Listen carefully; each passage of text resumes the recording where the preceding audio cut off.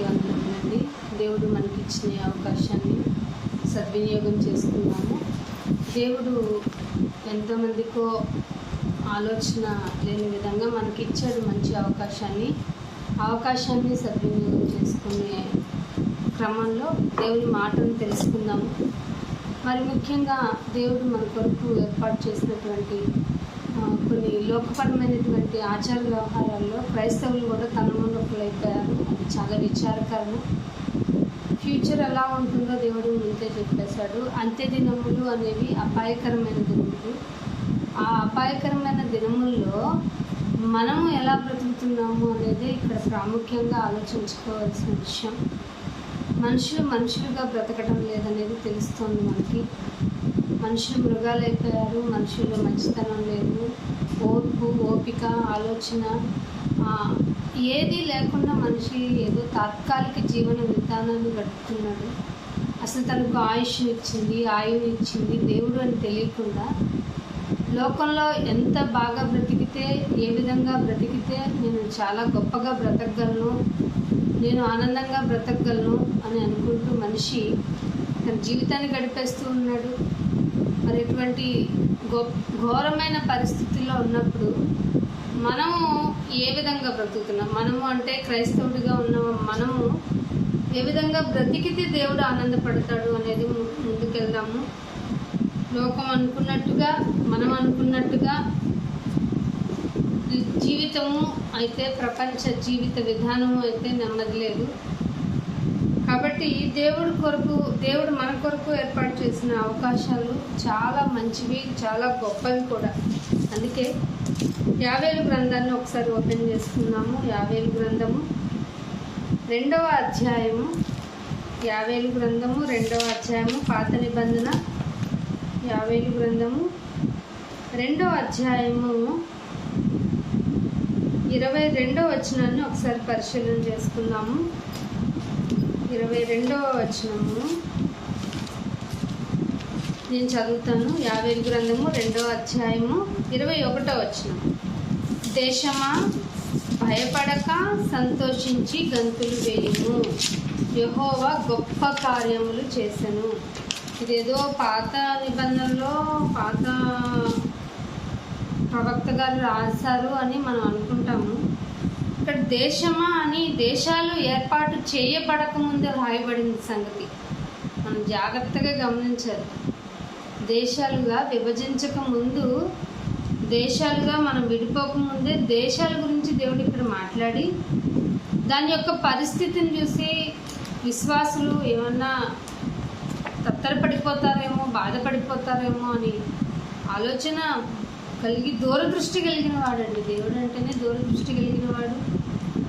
అది తెలిసిన ఆయన అంతం తెలిసిన వాడు కూడా కదా. అందుకనే ఆయన చాలా గొప్పగా రాయించాడు గ్రంథాన్ని. అందుకే ఈ గ్రంథాన్ని చదువుకోవడంలో మనం ఎక్కువ టైంని గడిపితే మన జీవితం చాలా ఆశీర్వాదకరంగా ఉంటుందండి. చాలామంది అనుకుంటారు లోక పనుల్లో మనం తలమునుగులు అయిపోతున్నాం కదా, దీనికి ఎక్కువ టైం ఇవ్వలేకపోతున్నాం అనుకుంటున్నాం. కాదండి, దీనికే ఎక్కువ టైం ఇస్తే మిగతా విషయాలన్నీ మనకు నెమ్మదిని కలుగజేస్తాయి. అందుకే ఇక్కడ ఏకంగా దేశం గురించే మాట్లాడుతూ భయపడకు అన్నాడండి. ఇక్కడ దేశం గురించి యు ఆర్ బ్లెస్డ్ అన్నాను కదా, ఎందుకు భయపడకు అన్నాడు అంటే పరిస్థితులు ఏవో తారుమారైపోతున్నాయి. దేవుని గురించిన ఆలోచన మనిషి పెట్టుకోకపోవటం వల్ల, దేవుడి ఆజ్ఞను నెరవేర్చలేకపోవటం వల్ల మనిషి తన సొంత ఆలోచనని ఇంప్లిమెంట్ చేసుకోవడం వల్ల ఎలా అయిపోయిందంటే ప్రపంచ పరిస్థితి చాలా భయానకంగా అయిపోయింది. అందుకే క్రొత్త నిబంధనలోకి వచ్చేటప్పటికి అన్నాడు అంత్య దినములు అన్నాడు. అంత్య దినములు ప్లస్ అపాయకరమైన దినములు. మీరు గమనించారో లేదో, అంత్య దినముల్లో అపాయకరమైన దినముల్లో మనుషుల యొక్క ప్రవర్తనను రాయించాడు. ఇంక ఇక్కడ మాట్లాడుతూ యోవేలు గారు ప్రవక్త మాట్లాడుతూ అంటున్నాడు 21వ వచనంలో 2వ అధ్యాయంలో, దేశమా భయపడకు, గంతులు వెయ్యి.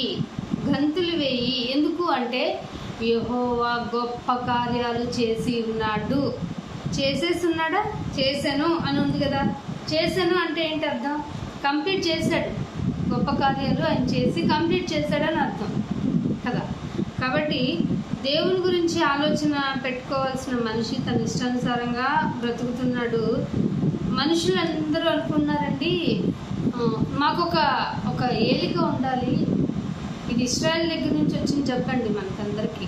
మనల్ని మనం నడిపించుకోలేము, మనం దేవుని మీద ఆధారపడకపోవడం వల్ల మనలో ఒక లీడర్ కావాలనేటువంటి ఆలోచన మనకు వచ్చింది. లీడర్ కావాలి, సరే లీడర్ కావాలని కోరుకుంటున్నాము, మనంతట మనమే అతనికి దాసులుగా అప్పగించుకుంటున్నాం. అది గమనించుకుంటున్నారా? మనంతట మనమే దాసులుగా అప్పగించుకుంటున్నాం. దేవుడు చాలా బాధపడ్డాడండి. నేను మీకు చేసిన ఏం తక్కువ చేశాను? మీకు ఇశ్రాయేలుతో సంభాషిస్తున్నప్పుడు సమూయేలు గ్రంథంలో ఉంటాయండి ఆ మాటలన్నీ. నేనుండగా మీరు ఒక రాజును కోరుకుంటున్నారు, వాడు ఎలా ప్రవర్తిస్తాడో తెలుసా మీకు? మీరందరూ ఈక్వల్ కదా, అందరినీ ఈక్వల్గా తయారు చేశాను. ఈక్వల్గా తయారు చేశానటానికి రీజన్ ఏంటంటే, మిమ్మల్ని మీరు చూసుకోండి, అందరికీ రెండే కళ్ళు ఉంటాయి, అందరికీ రెండే చేతులు ఉంటాయి, రెండే కాళ్ళు ఉంటాయి, ఒకటే మెదడు ఉంటుంది. మెదడులో గ్రాముల యొక్క మెదడు బరువు కూడా ఒకటే ఉంటుంది. ఇంత బాగా మనుషులందరినీ ఏకంగా చేస్తే, బాబాయ్ మేము బలహీనలం, అయ్యో మేము ఆలోచించుకోలేము, మేము పనులు చేసుకోలేము, మాకంటూ ఏలికలు ఉండాలి అని మనల్ని మనమే భ్రమపరుచుకొని ఏర్పాటు చేసుకున్నాం. ఆ జబ్బు అప్పటి నుండి మొదలైపోయి మనం ప్రజలుగా విడిపోయి, రాజులుగా విడిపోయి, మంత్రులుగా విడిపోయి, విలేజ్లుగా విడిపోయి, రాష్ట్రాలుగా విడిపోయి, దేశాలుగా విడిపోయి, ఖండాలుగా విడిపోయి, అబ్బబ్బో ఇప్పుడు చాలా భయంకరమైన పరిస్థితిలో ఉన్నాం. ఎంత భయంకరమైన పరిస్థితి అంటే, మనిషిని చూసి భయపడుతున్నాడు అనుకోవటం కాదండి, ఖండాన్ని చూసి భయపడుతుంది. 3వ ప్రపంచ యుద్ధం ఆల్రెడీ స్టార్ట్ అయిపోయింది, చాప కింద నీరులా జరిగిపోతుంది. ఎన్నో వేల మంది ప్రాణాలు మట్టిలో కలిసిపోయాయి. కారణం మన ఏలికలు. గమనించారా? ఇది గమనించిన వాళ్ళు ఎవరు లేరండి. బాధ కలుగుతుంది. అయ్యో ఎలా ఈ ప్రపంచాన్ని ఏలాలి అని అనుకునే రాజులు ఎక్కువయ్యారు. మనిషి మీద నేను అధికారాన్ని ఎలా సంపాదించవచ్చు అనే ఏలికలను చూస్తున్నాం మనం. కానీ అయ్యో మనిషికి ఏ విధంగా ప్రయోజనాలు చేకూర్చుదాం, నాలాంటి వాడే ఇలా బాధపడతాడు, నేనే ఈ సిచ్యువేషన్లో ఉంటే ఎంత బాధపడతానని అనుకునే అధికారులు లేరు, రాజులు లేరు, ఏలికలు లేరండి. కాబట్టి మీరు ఆలోచన చేయండి. దేవుడు చెప్తున్నాడు మాటను మీకు ముందుకు తీసుకెళ్తాను. కీర్తనల గ్రంథము 72వ కీర్తనకి రండి. 72వ కీర్తన 72వ కీర్తన చూస్తున్నాము. 11వ వచనం. రాజులందరూ అతనికి నమస్కారం చేసెదరు. రాజులందరూ అతనికి నమస్కారం చేసెదరు, అన్యజనులందరూ అతన్ని సేవించెదరంట. ఈ రాజు గురించి ఎవరికి తెలియదండి లోకంలో. ఈ రాజు గురించి ఎవ్వరికీ తెలియదు. కానీ దేవుడు ఇక్కడ మనకు చెప్తున్నాడు చూడండి, 11వ వచనంలో. మళ్ళీ ఒకసారి చూసుకుందాము. రాజులందరూ అతనికి నమస్కారం చేసేది. మనకి కామన్గా తెలిసిన విషయం ఏంటి చెప్పండి? మనం ఎవరైనా అధికారి కనపడినా ముందు మనం నమస్కారం చేస్తాం.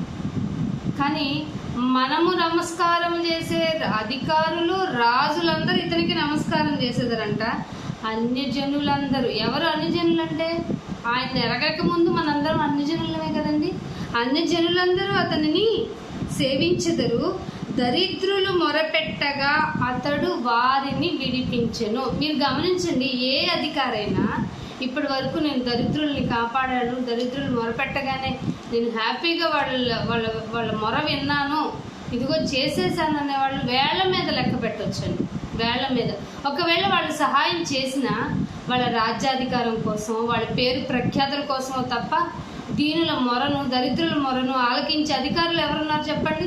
అందుకే ఇక్కడ అంటున్నాడు, దరిద్రులు మొరపెట్టగా అతడు వారిని విడిపించును, దీనులను నిరపరాధులను ఆయన విడిపించును. కామన్గా జైల్లో చాలామందికి మనం ఎవరినన్నా వాళ్ళ మనోగతాలను కనుక మనం తెలుసుకోగలిగితే, ఏమండి నిరపరాధంగా నేను జైలుకి వచ్చానండి, నేనే తప్పు చేయబడకపోయినా నన్ను మోసం చేసి ఇక్కడ పంపించారనే వాళ్ళు మీకు తెలిసి లక్షల మంది పైగా ఉన్నారంటే గమనించారు.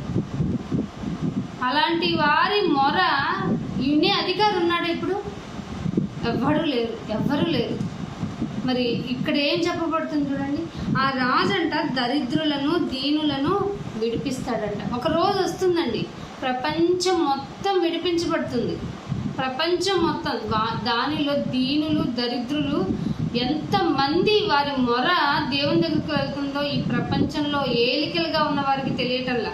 మేము అనుకున్నదే ప్రకటన, మేము అనుకున్నదే రాజ్యం,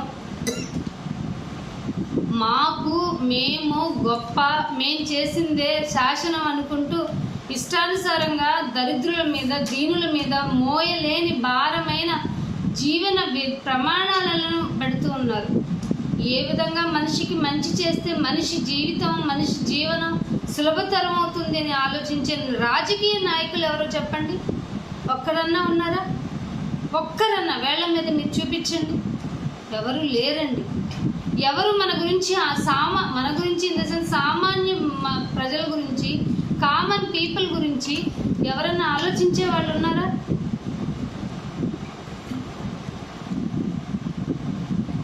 మనిషికి కావలసిన కనీసపు అవసరాలు తీర్చలేక, ఎందుకండి ఈ మండు వేసవిలో కనీసపు వాటర్ లేకుండా మైళ్ళ దూరం ప్రయాణం చేసి ఒక బిందెడు వాటర్ తెచ్చుకోవడానికి ప్రయాసపడుతున్న ప్రాంతాలు ఎన్నున్నాయి చెప్పండి? అలాంటి వారికి మనం ఓటేస్తున్నాం. గమనించండి. మనిషికి మీరు ఎందుకండి మన భారతదేశంలోనే చిన్న పిల్లలు ఫుడ్ లేక వేల మంది చనిపోతున్నారు తెలుసా? ఆహారం అందరికీ అందనంతగా ఉందా? అన్నీ ఉన్నాయట మనకి. మన మన మన మన ఖండాన్ని మాట్లాడుతూ భారత ఖండము, భారతదేశము, ఆసియా ఖండము ఇంకా అభివృద్ధి చెందుతున్నా అని మన ముత్తాతల దగ్గర నుంచి మాటను వింటున్నాం కదా. అభివృద్ధి చెందటానికి ఎంత టైం కావాలి? ఎన్ని లక్షల సంవత్సరాలు కావాలి? ఇంతవరకు మనిషికి ఆహారము, కూడు, గుడ్డ, నీరు అందనటువంటి పరిస్థితిలోనే ఉంది అంటే ఏలికలు బాగా ఉన్నారా? దీనుల మొర, దరిద్రుల మొర వినే రాజకీయ నాయకులు ఉన్నారా చెప్పండి? ఆలోచించండి. ఇవి వినేవారు లేరు కాబట్టే దేవుడు అంటున్నాడు, నేను కదా గొప్ప కార్యాలు చేశాను. ఎలాంటి గొప్ప కార్యాలు అని చెప్తూ ద్వితీయోపదేశ కాండంలో ఒక మాట చెప్తున్నాడండి ఆయన. ద్వితీయోపదేశ కాండము, పాత నిబంధన గ్రంథము, ద్వితీయోపదేశ కాండానికి వద్దాము. 4వ అధ్యాయము, ద్వితీయోపదేశ కాండము 4వ అధ్యాయము. అసలు ఈ మాట మీకు చదివింది ఇంటికి వెళ్ళిన తర్వాత, లేదంటే ఈ మాటలు విన్న తర్వాత మీరు 1కి 10 సార్లు ఈ మాటలు చదవండి. 4వ అధ్యాయము 32వ వచనం చూడండి. 4వ అధ్యాయము 32వ వచనం. దేవుడు భూమి మీద నరుని సృజించిన దినము మొదలు. ఏమండి చెప్తున్నాడు, ఎన్నో రోజు చేశాడు మనిషిని చెప్పండి? ఎన్నో రోజు చేశాడు మనిషిని? 6వ రోజు కదా. ఆ రోజు నుండి మొదలు పెడితే నీకంటే ముందుగా నుండిన మునపటి దినములలో, అంటే ముందు నరుని పుట్టక ముందు కూడా ఉన్న దినాలలో ఆకాశము యొక్క ఈ దిక్కు నుండి, ఆకాశము యొక్క ఈ దిక్కు నుండి ఆకాశము యొక్క ఆ దిక్కు వరకు అసలు ఇట్టి గొప్ప కార్యాలు జరిగినా ఎవరు చేశాడు? నాయకుడు చేశాడు ఇంత గొప్ప కార్యాలు? మనిషికి అవసరము అని ఆలోచించి గొప్ప కార్యాలు చేసిన వాడు అని అసలు దీని వంటి వార్త, ఇంత గొప్ప కార్యము జరిగినను వార్త ఇంతకు ముందు వినపడిందా అని అడిగి చూడు. ఎవరన్నా నువ్వు అడిగి చూడు అంటున్నాడండి దేవుడు. ఆకాశం ఈ దిక్కు నుండి ఆకాశం ఆ దిక్కు వరకు నిన్ను మనిషిని భూమి మీద చేసిన మునుపటి దినం అని కూడా మొదలెట్టాడండి ఆయన. ఎంత బాధ ఉంటే ఈ మాట వస్తుందో మీకు అర్థమవుతుందా? అరే గొప్ప కార్యాలు చేసిన వాడిని నేను కదా, నా గురించి ఏం ఆలోచిస్తున్నావు? నీకు దినముని 24 గంటలు, ఆ గంటల్లో టైంను నీకు సెట్ చేసి నీకు గడియారంలో టిక్ టిక్ మన సౌండ్ ఎందుకు వచ్చింది అనుకున్నావు? పెద్దములు చిన్నములు వల్ల. టిక్ టిక్ టిక్ అంటే అర్థం నీ టైం అయిపోతుంది, జాగ్రత్త, ఫాస్ట్ ఫాస్ట్ అని నీకు గుర్తు చేయటానికి. గొప్ప కార్యాలు చేసింది నేను కదా, నిన్ను బ్రతికిస్తుంది నేను కదా, నీకు ఊపిరినిస్తుంది నేను కదా, ఈ జీవనం అంతా సాఫీగా సాగుతుంది అంటే కారణం నేను కదా. ఈ నీతో మొదలెడితే ఆకాశం యొక్క ఆ దిక్కు నుండి ఆకాశం నుండి ఈ దిక్కు వరకు నీవు పుట్టక ముందు, నరుడు అనేవాడు పుట్టక ముందు మునుపు ఆకాశంలో జరిగిన గొప్ప కార్యములు జరిగినట్లు ఎక్కడన్నా జరిగినాయా? నువ్వు అడిగి చూడు అంటున్నాడండి దేవుడు. అసలు దేవుని గురించి ఆలోచన ఎవరికన్నా ఉందా? దేవుని గురించి ఆలోచించే వాళ్ళు ఆలోచించకపోతే మేము ఎలా ఉంటున్నామండి? ఎలా దేవుని మాటలు మహా అయితే ఒక అరగంట వింటావేమో, ఒక పావు గంట వింటావేమో. దేవుని గురించిన ఆలోచన ప్రతి సెకను ఉండాలి. నీ ఊపిరి పీల్చుకుంటున్నావు అంటే నాయన నీ గురించి నేను ఎంతగా ఆలోచించాలి. ఇంకా ఒక ముద్ద తింటున్నావు అంటే నాయన నాకు ఇంత గొప్ప ఆధిక్యతనిచ్చావు, తిన్నది అరిగి నీకు శక్తిని ఇస్తుంది అంటే ఇంకెంతగా ఆలోచించాలి. ఈ శక్తితో పనులు చేసుకుంటున్నావు అంటే ఇంకా ఏ విధంగా ఆయన గురించి నువ్వు ఆలోచించాలి చెప్పు. ఇలా ఆలోచించుకుంటూ పోతే అసలు నీ దగ్గరే గొప్ప కార్యాలు మొదలవుతున్నాయే. ఇంకా ఆకాశం వైపు చూస్తే ఒక చిన్న రాయి చాలు, స్పీడ్గా తిరుగుతుంది, దానికి ఒక రాయి వేసుకొట్టు ఎంత సౌండ్ వస్తుందో. అలా పెద్ద ఆకాశము ఆకాశంలో వేల కిలోమీటర్ల వేగంతో తిరుగుతున్నప్పుడు పెద్ద పెద్ద ఆస్ట్రాయిడ్స్ వచ్చి భూమిని తాకే లోపే మసిపోయేసినట్టుగా మసిలాగా అయిపోతున్నాయంటే భూమి మీద నువ్వు నేను ఉన్నావనే కదా కారణం. భూమి మీద నువ్వు నేను ఉన్నావనే కదా. ఇంత గొప్ప కార్యాలు చేస్తున్న దేవునికి కృతజ్ఞత కలిగి మనిషి బ్రతకటం లేదు. నేను కదా గొప్ప కార్యాలు చేశాను అంటున్నాడు. అందుకనే 1 సమూయేలు గ్రంథంలో చూడండి. సరే, అదే కీర్తనల గ్రంథము 71వ కీర్తన చదివాక ఇది చదువుకుందాము. కీర్తన 71వ కీర్తన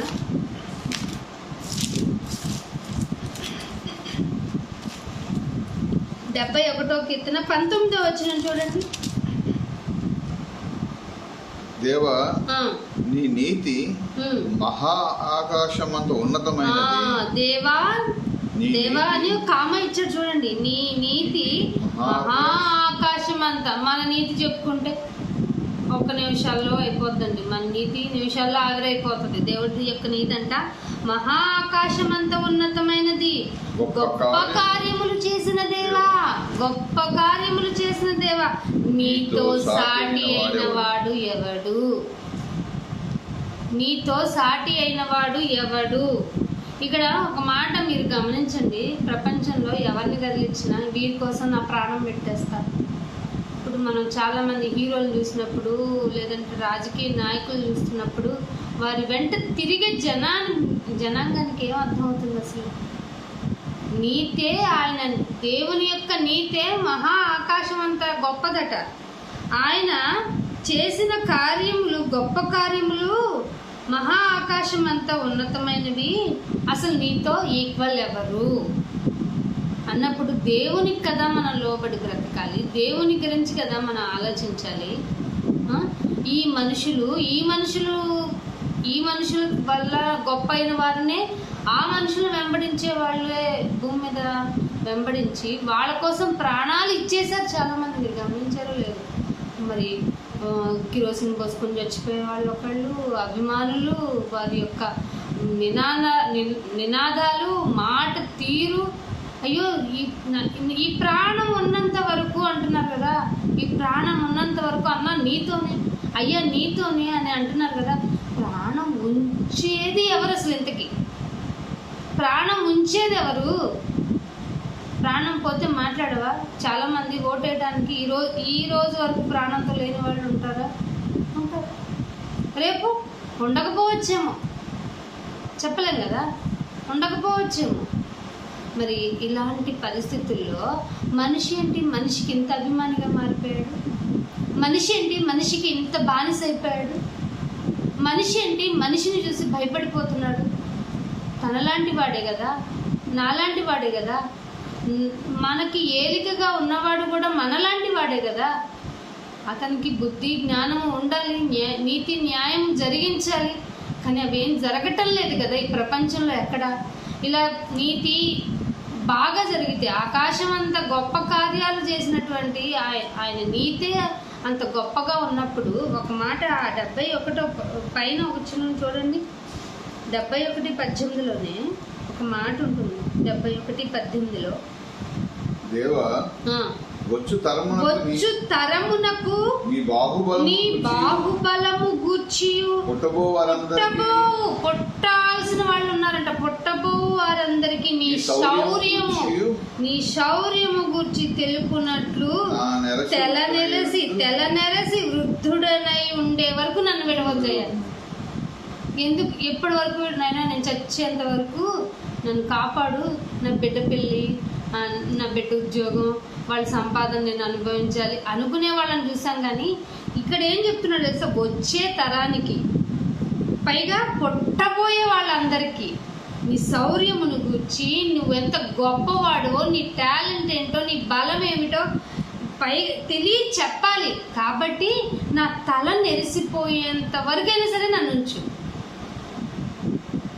అలా అని ఒక భక్తుడు ప్రార్థన చేస్తుంటే, ప్రపంచం అంతా ఏంటండి అసలు ఈ ఎన్నుకునే విధానం, ఈ నాయకులను చేర్చే విధానం, వాళ్ళంతా ఒక ప్రాక్టికల్ వే అంతా దీని వెనక ఉన్నది ఎవరు అనుకుంటున్నారు?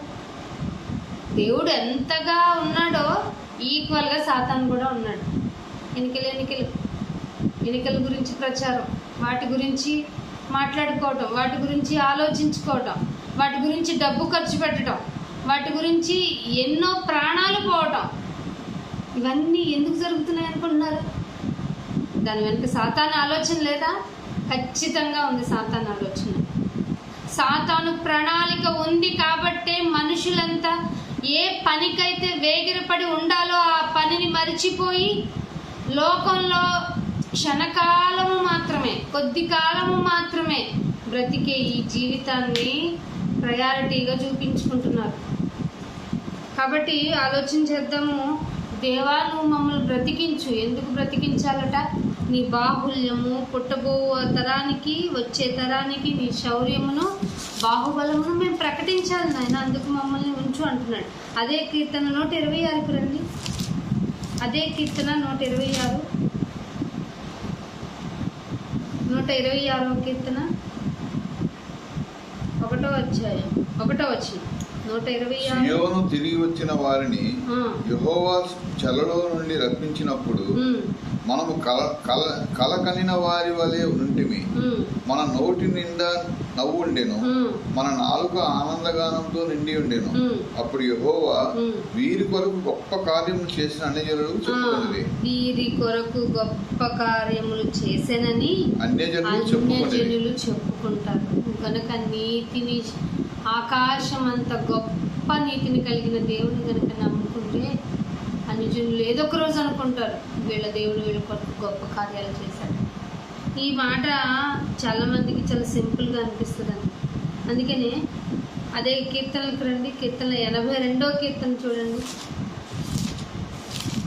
82వ కీర్తన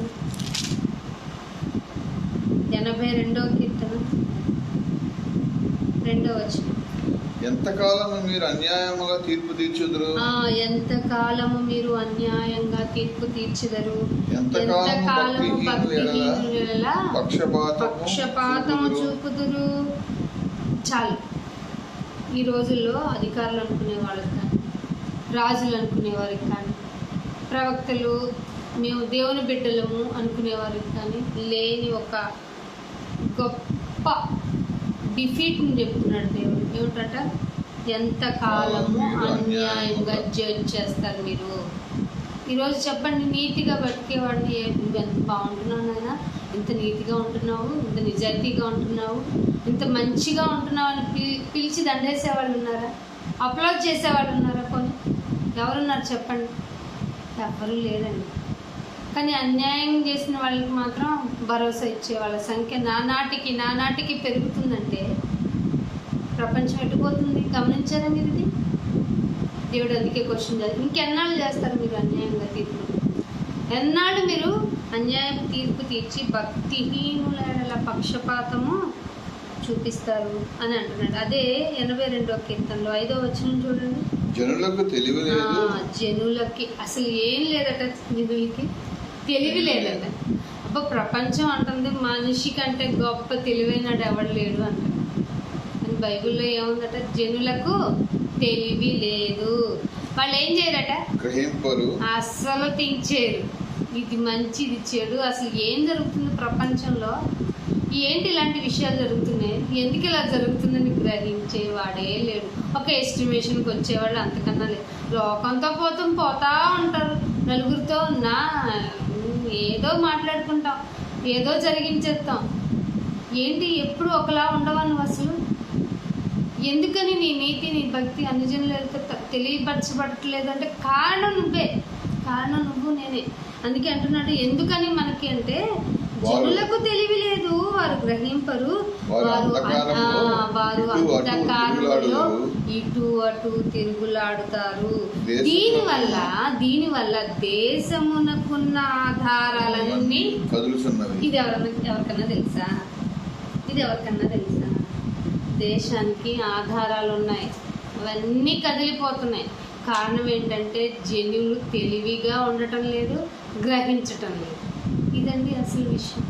ఇవన్నీ చేయకుండా ఒక ఎవరినో ఎంచుకుంటూ ఎవరినో మాకు ఇష్టమైన నాయకుడిని, మా కులపు వాడిని, లేదంటే మా మతం వాడిని, లేదంటే మాకు ఇష్టమైన నా ఫేవరెట్ వాడిని ఎన్నుకుంటే న్యాయం జరుగుతుందా? ముందు నువ్వు నీతిగా న్యాయంగా ఉండాలి, నేను న్యాయంగా ఉండాలి. ఉంటే మనకు తెలివి వస్తుంది, మనకు గ్రహింపు వస్తుంది. అప్పుడు మనము అటు ఇటు అస్సలు తిరగం. అప్పుడు దేశపు యొక్క ఆధారాలన్నీ కదల్చబడకుండా ఉంటాయి. అదే కీర్తన గ్రంథం 89వ కీర్తనకి రండి. 89వ కీర్తన 2వ వచనం చూడండి. కృప నిత్యము స్థాపింపబడుననియు ఆకాశమందే నీ విశ్వాసత్యమును అంటే మెర్సీ అంటే కృప అని కూడా వస్తుంది. నీ విశ్వాసత్యమును స్థిరపరచుకొందువని నేను అనుకుంటున్నాను. భక్తుడు ఏమంటున్నాడు చూడండి, కృప ఎప్పుడు నిత్యము స్థాపింపబడుతుంది. ఎప్పుడు నీకు తెలివి ఉంటే, గ్రహించే విధానం నీకుంటే, ఇక్కడ కృప నిత్యము స్థాపింపబడుతుంది. భూమి మీద ఆయన విశ్వాస నిత్యము ఉండదు, ఆకాశం అందే స్థిరపడుతుంది. ఎందుకంటే భూమి మీద అధికారం ఎవరిది? సాతానుదే అయినప్పుడు విశ్వాసము కలిగిన మనం ఎలా బ్రతుకుతాం? విశ్వాసము దేవుని యందు విశ్వాసత కలిగిన మనల్ని ఎలా వాడు బ్రతకనిస్తాడు కదా. అందుకని ఆయన యొక్క విశ్వాసత్యము ఎక్కడ స్థిరమవుతుందట? ఆకాశం అందే స్థిరమవుతుందట. అందుకనే ఇంకొక మాటను కూడా చూసుకుందాం చూడండి. సామెతల గ్రంథము 20వ అధ్యాయము. సామెతల గ్రంథము 20వ అధ్యాయము. సామెతల గ్రంథము 20వ అధ్యాయము 28వ వచనం. కృపాసత్యములు రాజును కాపాడతాయి. చెప్పండి, ఇప్పుడున్న ప్రపంచంలో ఉన్న రాజులందరికీ కృప ఉందా? సత్యం ఉందా? నిజాయితీ ఉందా? దేవుడు ఏమంటున్నాడు? కృపాసత్యములు రాజును కాపాడును, కృప వలన అతడు తన సింహాసనమును స్థిరపరచుకుంటాడు. అర్థమవుతుందా? ఇదండి సత్యం. చాలా మంది మాకు ఓడిపోతామేమో అన్న ఇన్సెక్యూరిటీ. ఎందుకని వాళ్ళు కృపతో ఉండలేదు, సత్యంగా అసలు ఉండలేదు. సో వాళ్ళు ఇన్సెక్యూరిటీ. 5 సంవత్సరాలకు ఒకసారి ఎందుకు తీసుకోవాలి? అది మనం పెట్టుకున్నదే కదా. కాబట్టి ఆలోచన చేయండి. కృప వలన అతడు తన సింహాసనమును స్థిరపరచును అంటున్నాడు. కృప కలిగి ఉంటే, సత్యం కలిగి ఉంటే, అసలు దేవుడు ఏమన్నాడు? నేను నా నీతి ఆకాశమంత గొప్ప నీతి అంటాడు. అలా ఉంటే ఆయన మంచోడి మీదైనా చెడ్డోడి మీదైనా ఏం చేస్తున్నాడు చెప్పండి?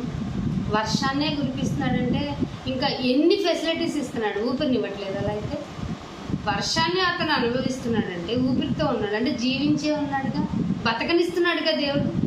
కానీ మనం ఎన్నుకున్న అధికారులు చూడండి, నా కోటేసినోడికే నేను హెల్ప్ చేస్తాను, నా కోటేసిన వాడికే నేను అన్ని ఫెసిలిటీస్ ఇస్తాను. అని అధికారులను చూసాం, కానీ మంచి అధికారి మనకున్నాడు. ఆయనే ఏ భేదము లేకుండా అందరినీ పెంచి పోషిస్తున్న దేవుడు, ఏకపక్షముగా పక్షపాతం లేకుండా. అందుకని ఏమంటున్నాడు, కృపా సత్యములు రాజును కాపాడుతాయి, కృప వలనే అతని సింహాసనము స్థిరపరచబడుతుంది అంటున్నాడు. 28లో అదే సామెతల గ్రంథం 28వ అధ్యాయానికి రండి. 28వ అధ్యాయము 16వ వచనం చూడండి. 16వ వచనం, వివేకము లేనివాడవై జనులను అధికముగా బాధపెట్టు అధికారి చెప్తున్నాడండి. ఒకవేళ చాలా మంది అధికారులు మనం చూసాం, వార్తల్లో చూస్తున్నప్పుడు, అయ్యో ఒక నిస్సహాయం ఇలా బాధ పెట్టాడంట పోలీస్ అని, అయ్యో ఒక అధికారి కాలుతో తన్నాడంట అని ఇలా చేస్తున్న వారు వివేకం లేనివారట, అధికముగా బాధ పెడుతున్నారు కదా. దుర్లాభమును ద్వేషించువాడు, వీడు దుర్లాభాన్ని ద్వేషిస్తున్నాడు, కానీ వీడు దీర్ఘాయుష్మంతుడు అవుతాడు అనుకుంటున్నాడు. దుర్లాభమును ప్రేమించేవాడు దీర్ఘాయుష్మంతుడు ఎందుకు అవుతాడు? కానీ కింద 17వ వచనంలో దానికి క్లారిటీ ఉంది చూడు. ఎప్పుడైతే అధికంగా బాధ పెట్టబట్టడం వల్ల ప్రాణం పోతుంది కదా. చాలా మంది అవమానం భరించలేక సూసైడ్ చేసుకున్న వాళ్ళు, చాలా మంది అవమానం భరించలేక, బాధను భరించలేక ప్రాణాలు పోగొట్టుకున్న వాళ్ళ యొక్క దోషమును ఏం చేస్తుందట, ఆ ప్రాణము తీసి దోషము కట్టుకునేవాడు. అదే మీరు ఈ మధ్య వార్తలు వినుంటే, ఒక అధికారి, ఒక బాగా ట్రెండింగ్లో ఉన్న పార్టీ యొక్క అధికారి ఒక పోర్న్ వీడియోస్ 2500 పైగా ఉన్నాయటండి. 2500 పైగా అనామకుల్ని బాధ పెట్టాడట, ఆడవాళ్ళని.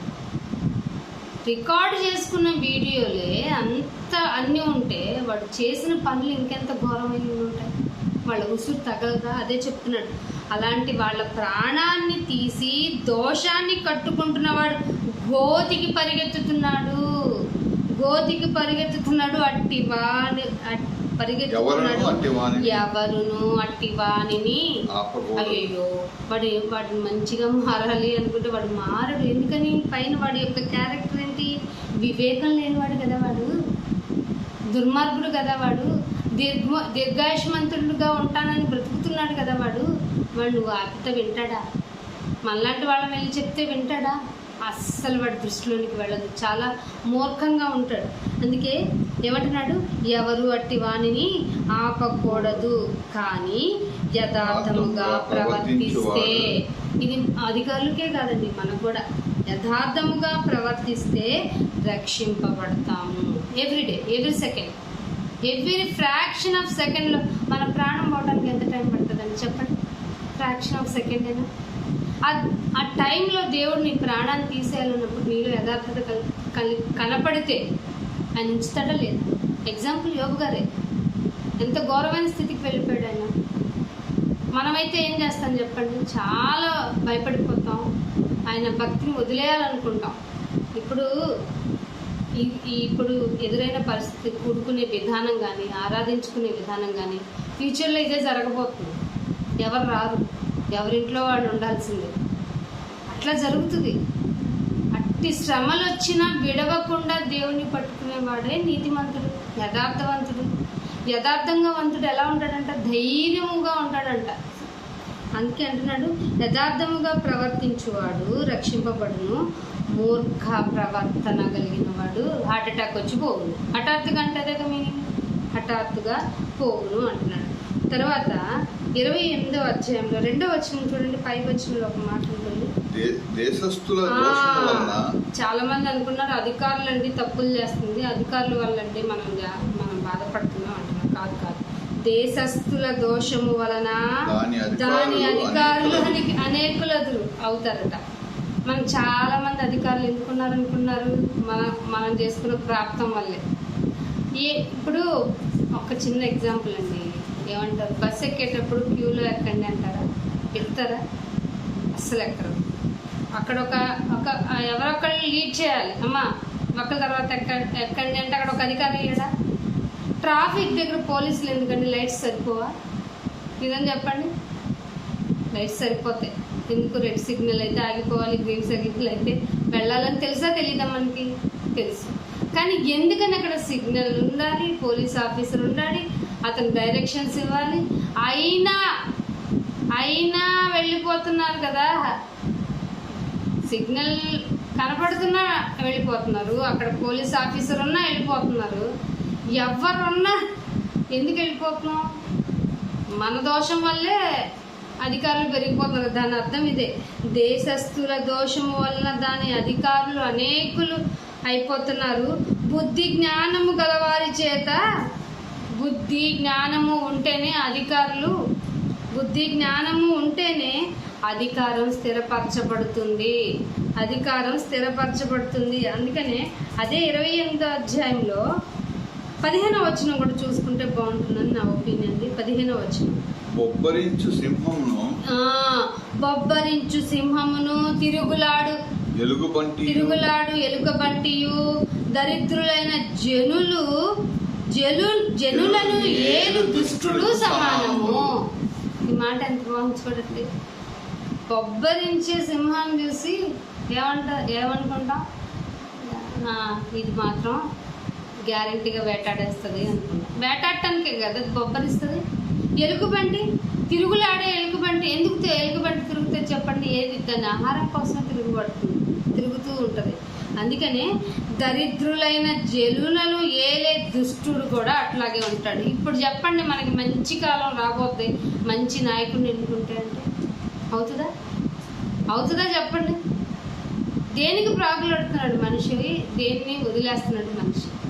వివేకం లేదు, గ్రహించటం లేదు మనిషి, తెలివి లేకుండా ఉంటున్నారు అంటున్నాడు. అందుకని ఇంకొక మాట, ఇర్మియా గ్రంథము 22వ అధ్యాయము, ఇర్మియా గ్రంథము 22వ అధ్యాయము 16వ వచనం చూడండి. 22వ అధ్యాయం 16వ వచనం, అతడు దీనులకును దరిద్రులకును న్యాయం తీర్చు. దీనులకి దరిద్రులకి న్యాయం తీస్తే తన జీవితం సుఖంగా నడుస్తుందటండి, తన జీవితం సుఖంగా బ్రతుకుతాడు. అలాగూ చేయుటే అది దేవుడు ఏమని చెప్తున్నాడు చూడండి. ఏమమ్మా మీరు దేవుని తెలుసుకున్నారా? దేవుని తెలుసుకోవటం అంటే ఏంటంటే దీనులకి దరిద్రులకి న్యాయము చెయ్యటమే. చేస్తూ ఉంటే తను సుఖంగా బ్రతికేస్తాడంట. ఆ సుఖంగా బ్రతుకుతున్నప్పుడు ఆ జీవితమే అంట. ఇదే కదా నన్ను తెలుసుకోవడం అంటే, అమ్మయ్య వీళ్ళకి న్యాయం చేశాను, ఈ దీనుడికి హెల్ప్ చేశాను, ఈ దరిద్రుడికి సపోర్ట్ చేశాను, న్యాయం చక్కగా జరిగించాను అనుకుంటున్నప్పుడే తన జీవితం సుఖంగా గడిచిపోద్దంట. అలా జరుగుతున్న జీవన ప్రమాణమే నన్ను తెలుసుకోవటం అంటున్నాడు దేవుడు. తెలుసుకుంటే కదా, అలాగ చేయుటే నన్ను తెలుసుకుంటు కదా. ఇది ఆయన మాట. అందుకే సామెతల గ్రంథంలోకి రండి ఒక మాట. సామెతల గ్రంథం ముగింపుకి వస్తున్నాను.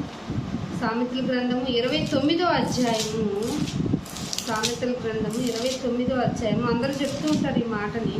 4వ వచనం చూడండి ఏమంటున్నారు. న్యాయము జరిగించుట వలన, ఎవడికండి న్యాయం చేస్తే, న్యాయంగా బ్రతికితే ఏంటండి లాభం అంటే దేవుడు చెప్తున్నాడు. దానికి కూడా అనుసరించాడండి మహానుభావుడు. ఎంత గొప్ప దేవుడో చూడండి. న్యాయము జరిగించుట వలన రాజు దేశమునకు క్షేమం కలగజేస్తాడటండి. న్యాయంగా ఉంటే ఎవడడుగుతాడు? న్యాయంగా ఉంటే ఏం జరుగుద్ది ఏంటంట అనుకోకూడదట. న్యాయము జరిగించుట వలన రాజు దేశమునకు క్షేమము కలుగజేయును. లంచములు పుచ్చుకుంటే ఇప్పుడు చెప్పండి, మన తెలుగు రాష్ట్రాల్లో లంచం లేదే పని జరుగుతుందా? చెప్పండి ఒక్క పని చెప్పండి, లంచం తీసుకోకుండా పనులు జరుగుతున్నాయని. దేవుడు ఏమంటున్నాడు? లంచములు పుచ్చుకొనుట వలన దేశము పాడైపోయింది. ఇది ఎవరండి చెప్తారు ఇలాంటివన్నీ? బైబిలే కదా. బైబిల్ తప్ప ఇంకేదైనా చెప్పగలరు ఇలాంటి మాటలు? అందుకే బైబిల్ చదువుకోవాలండి. బైబిలే మన జీవితానికి ప్రామాణికం అవ్వాలండి. మన ప్రతి ఎమోషన్ని కంట్రోల్ చేసేది బైబిలే. మన ప్రతి ఫీలింగ్ని, మన ప్రవర్తనని తిరిగి దిద్దేది మన బైబిలే.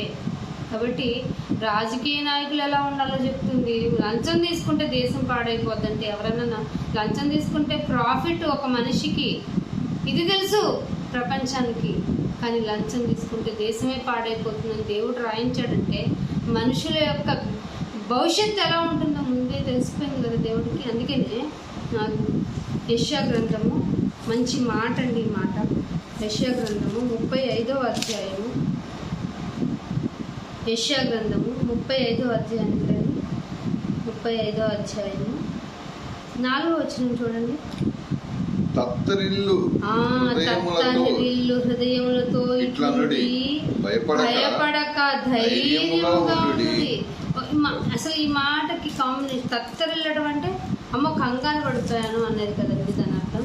అయితే తత్తరిల్లుతున్న మీ హృదయాలతో మీ హృదయాలతో మీరు ఇట్లా చెప్పుకోండి, భయపడొద్దు, ధైర్యంగా ఉండండి, ప్రతిదండన చేయడానికి మీ దేవుడు వచ్చుచున్నాడు.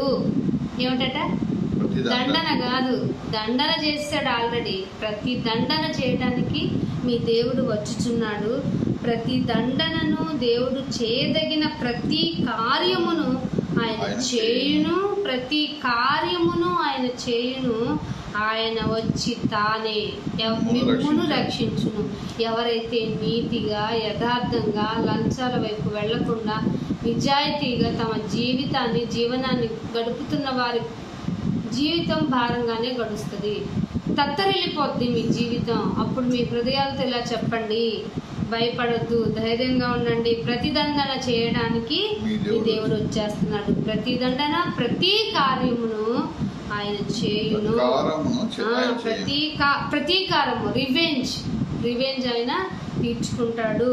ఎందుకంటే మీ యొక్క కన్నీటికి విలువ అక్కడ తెలుస్తుంది. ఇక్కడ ఈ లోకంలో ఏ అధికారం ఉందన్న ఏడవండి, కరగదు కదా, ఎప్పో చిరాకు పడతాడండి. మీరు గమనించండి. మీరు ఏ ప్రభుత్వ కార్యాలయానికి వెళ్ళినా, మీరు ఏ పని కోసం వేరే అధికారి దగ్గరికి వెళ్ళినా, ఏ ఆఫీసెస్కి వెళ్ళినా, ఏ కార్యక్రమాలు జరుగుతున్న ప్రాంతాలకు వెళ్ళినా ఒక మనిషిగా గౌరవించే వాళ్ళని చూడండి. మీరు గమనించారు ఎప్పుడన్నా? ఉండరు. చాలా నిజాయితీపరుడు, చాలా సెన్సిటివ్ ఫీల్ అవుతాడు. వాళ్ళు ప్రవర్తించే విధానానికి ఏడ్చిన వాళ్ళు ఎంతమంది మీరు గమనించారు? కొన్ని సంవత్సరాల క్రితం ఒక రైతు అక్కడికి వెళ్ళి తన భూమి గురించి మాట్లాడుతూనే హార్ట్ అటాక్ వచ్చి చచ్చిపోయాడు. అతని ఏడుపును పట్టించుకున్న వాళ్ళు ఉన్నారు. అతను ప్రాణం పోయినా నటిస్తున్నాడు అనుకున్నారు చాలామంది. చాలాసేపటికి లేవకపోతే అయ్యో నిజంగానే చచ్చిపోయాడా అనుకున్నారు. అందుకే దేవుడు అంటున్నాడు ఇక్కడ, ప్రతీకారమును ఆయన చేయును, ఆయన వచ్చి తానే మిమ్మల్ని రక్షించును.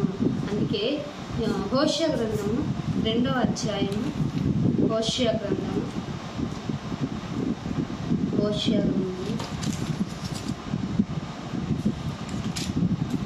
2వ అధ్యాయము 21వ వచనం చూడండి. ఆ దినమున నేను మనవి ఆలకింతును, ఇక్కడ గమనించండి, చాలా లాజికల్ గా మాట్లాడాడు దేవుడు. ఆకాశపు మనవి నేను ఆలకిస్తాను. అది అంటే ఆకాశము భూమి యొక్క మనవిని ఆలకించును. అంటే డైరెక్ట్ కమ్యూనికేషన్స్ ఉన్నాయి భూమికి, ఆకాశానికి, దేవునికి, ముగ్గురికి మధ్య. ఈ భూమి, ఆకాశము, దేవుడు మధ్య కమ్యూనికేషన్లో ఎవరున్నారు? మనిషే కదా, దీనుడే కదా, దరిద్రుడే కదా, బలహీనుడే కదా. ఆ దినమున నేను ఖచ్చితంగా మనవి ఆలకిస్తాను. ఆకాశము ఈ మనవి విని దేవునితో ఇన్ఫార్మ్ చేస్తుంది.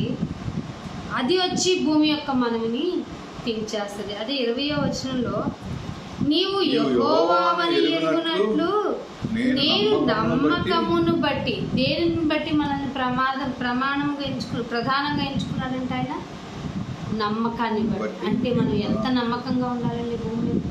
అంత్యకాలంలో, అపాయకరమైన దినములో, దుర్దినాల్లో, సమయము, టైము అన్నీ అయిపోతున్న ఈ క్షణాలలో మనము నమ్మకంగా ఉంటే మనల్ని ప్రధానంగా ఎంచుకుంటాడంట. అప్పుడు మన మనవి ఆకాశం నుండి దేవుని దగ్గరికి వెళ్తుంది. ఆకాశం తిరిగి రిటర్న్ అయ్యి భూమి మనవిని వింటుంది. భూమి మొరపెడుతుంది. భూమిలో ఉన్న మనుషులు కదా. కాబట్టి ఇంకొక జఫన్యా గ్రంథానికి వెళ్దామండి. జఫన్యా గ్రంథము 3వ అధ్యాయము. ఇంకొక మాటతో ముగించేస్తాను. జఫన్యా గ్రంథము 3వ అధ్యాయము 17వ వచనం. నీ దేవుడైన యెహోవా నీ మధ్య ఉన్నాడు. నీ దేవుడైన యెహోవా నీ మధ్య అన్నాడండి. నీ మధ్య ఉన్నాడు. ఆయన శక్తిమంతుడు. ఆయన మిమ్ములను రక్షించును. ఏ లీడరు మనకేం చేయడు, ఏ అధికారి మనల్ని ఏం చేయలేడు. మన మధ్యన ఉండాల్సినది మన దేవుడు. ఆయన శక్తిమంతుడు. ఆయన మనల్ని రక్షించును. బహు ఆనందముతో నీ యందు సంతోషించు.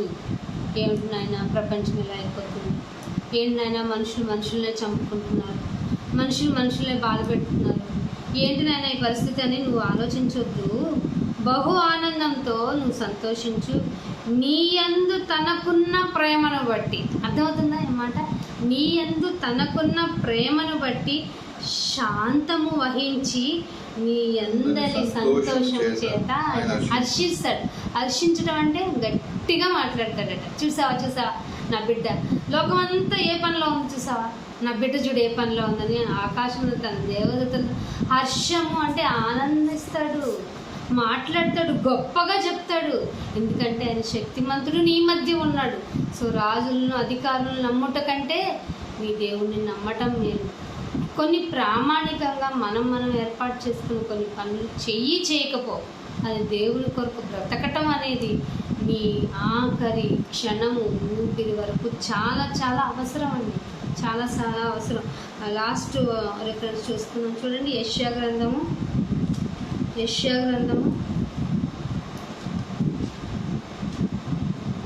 34వ అధ్యాయము 8వ వచనం. 34:8. అది యెహోవా ప్రతిదండన చేయు దినము, సియోను వ్యాజ్యమును గూర్చిన ప్రతీకార సంవత్సరం. ఒక సంవత్సరం రాబోతుంది, అది ఎప్పుడు చెప్పలేము. అదేంటంటే యెహోవా ప్రతిదండన చేసే దినము. అందుకనే అది ఎట్లా ఉండబోతుంది చెప్తున్నారు చూడండి. ఎదోము కాలువలు కీలగును, దాని మన్ను గంధకము అంటే మండేది. కాలువలు మండే విధంగా మారిపోతాయా? కాలువలు గంధకముగా మార్చబడును. భూమి గంధకము, భూమి అగ్ని కొరకు నిలువ చేయబడి ఉంది అనటానికి కాలువలు గంధకంగా మారుతాయి. ఆల్రెడీ యూఫ్రటీస్ ఇంకా చాలా నదులు ఎండిపోయినాయి, నీరు లేదు కదా. మరి భూమి అగ్ని కొరకు నిలువ చేయబడింది. నీ పరిస్థితి నా పరిస్థితి ఏంటి? ఎలా బ్రతుకుతున్నావు? ఎందుకోసం బ్రతుకుతున్నావు? ఏమని బ్రతుకుతున్నావు? ఆహారం వచ్చేస్తుంది అనుకున్నావా? నీ కొరకు ఏర్పాటు చేయబడిన గింజలకు పని అయిపోతుంది. నీ కొరకు భూమి మీద ఉంచిన నీ ఊపిరికి ఉంచిన వాయువు టైం అయిపోతుంది. అసలు నీ అవయవాల టైం కూడా అయిపోయింది. యాక్చువల్గా మన అవయవాల్లో ఒక్కొక్క అవయవము 100 నుంచి 200 సంవత్సరాలు పనిచేసేంత కాల పరిమితి అంటారే. దీన్ని ఎన్నాళ్ళు దీని గ్యారెంటీ ఎన్నాళ్ళన్నా అని అంటాం కదా ఒక్కొక్క వస్తువు గురించి. అట్లా 5 years గ్యారెంటీ అంటాం. నీ వస్తువులో నీ అవయవాల్లో ఒక్కొక్క అవయవము 200 సంవత్సరాల వారంటీ ఉన్నాయంట.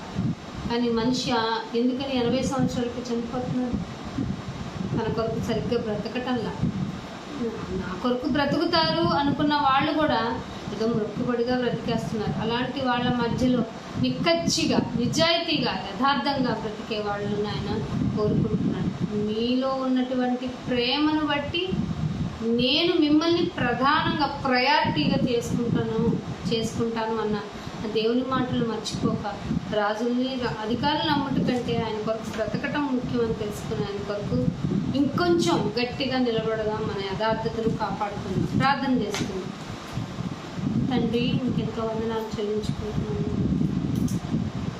ఏ పాటి వారు ఆయన కొంచెం కూడా అర్హత లేని వారు నీ సన్నిధిలో నిలువ పెట్టారు. ఏమి మాత్రమో ఊహించిన రీతిలో నీ మాటలను పంచుకోవటానికి మాకు ఇచ్చిన ఈ అవకాశం బట్టి స్తోత్రాలు. మేమేదో మా కాలాన్ని బట్టి దొరికినట్టుగా వెళ్తున్నాం అనుకున్నాం, కానీ మాకంటే మీరు ముందుగానే మమ్మల్ని ఊహించి మేము ఎలా బ్రతుకుతామో తెలుసుకుని మాకు ఇన్ని ఏర్పాట్లు చేశారు. ఇది ఎంత విచిత్రమైన, ఏవో గొప్ప కార్యాలు అని విన్నాము, ఆశ్చర్య కార్యాలు అని విన్నాము, కానీ మా పట్ల నువ్వు చేస్తున్న ఆశ్చర్య కార్యాలు ఎంత గొప్పవి నాయన. ఇదిగో అంత్య దినాల్లో ఉన్నాము అంటే అపాయకరమైన దినాలు అని చెప్పారు. ఈ అపాయకరమైన దినాలు మున్ముందు ఇంకంత కఠినంగా మారబోతున్న తరుణంలో నాయన మా ఆత్మలో మా ప్రాణంలో నీ యొక్క యథార్థతను కాపాడుకున్నట్టుకు మమ్మల్ని మీ వాక్యం చేత మరింతగా బలపరచండి నాయన.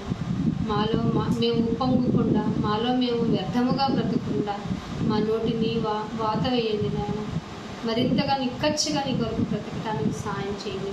లోకంలోనికి వెళ్ళేటప్పుడు మేము వేసే ప్రతి అడుగు నీకు మహిమకరంగా, నువ్వు మమ్మల్ని చూసి హర్షించే విధంగా మేము బ్రతకటానికి మరింతగా మమ్మల్ని సిద్ధపరచండి. మీరే అంటున్నారు నాయన, మాలో తెలివి లేదంటున్నావు, వివేకం లేదంటున్నావు, గ్రహించటం లేదంటున్నావు నాయన. అట్టి గుంపు నుంచి మమ్మల్ని వేరుపరిచి నీ మాటలను నాయన విలువను తెలుసుకుని నీ గ్రహింపునకు మరింతగా మేము చేరువవటానికి సిద్ధపరచండి. ఇదిగో ఈ దినాన్ని మాకు ఆశీర్వాదకరంగా చేసుకునే దాన్ని బట్టి మీకు స్తోత్రాలు చెల్లించుకుంటాం నాయన. మరువలేని దినముగా మాకు ఉంచి మమ్మల్ని ప్రత్యేకపరిచిన విధానం బట్టి మీకు స్తోత్రాలు చెల్లించుకుంటాం. ఇదిగో ఇక్కడ చేరి ఉన్న బిడ్డలను కూడా జ్ఞాపకం చేసుకోండి. శ్రీనివాస్ గారు చేసిన ఈ యొక్క ఆలోచనను నాయన మీరు ఆశీర్వదించండి. ఇచ్చిన పరికరాలను బట్టి మీకు స్తోత్రాలు చెల్లించుకుంటున్నాం. మాకు ఇచ్చిన ఈ స్థలాన్ని బట్టి, స్థల యజమానులను బట్టి అందరినీ జ్ఞాపకం చేసుకోండి ఆయన. వారికి తగిన విధంగా ఆశీర్వాదం ఇవ్వండి నాయన, వివేకం ఇవ్వండి నాయన, మంచి మనసుని ఇవ్వండి నాయన. ఇంకా మీ కొరకు నాయన మీ చిత్తం అయితే తెలుసుకునే మార్గాన్ని కూడా ఏర్పాటు చేయమని కోరుకుంటున్నాం. యేసుక్రీస్తు వారి అయితే పరిశుద్ధమైన నామమున ఈ ప్రార్థన విన్నపములు అడిగి వేడుకుంటున్నాం మా పరమ తండ్రి. పరలోకపు తండ్రి యొక్క ప్రేమ, కుమారుని యొక్క కృప, పరిశుద్ధాత్మని యొక్క అన్యోన్య సహవాసము మీకు మీ కుటుంబాలకు ఎల్లప్పుడూ తోడే నడిపించును కాక. అందరికీ వందనములండి. God bless you.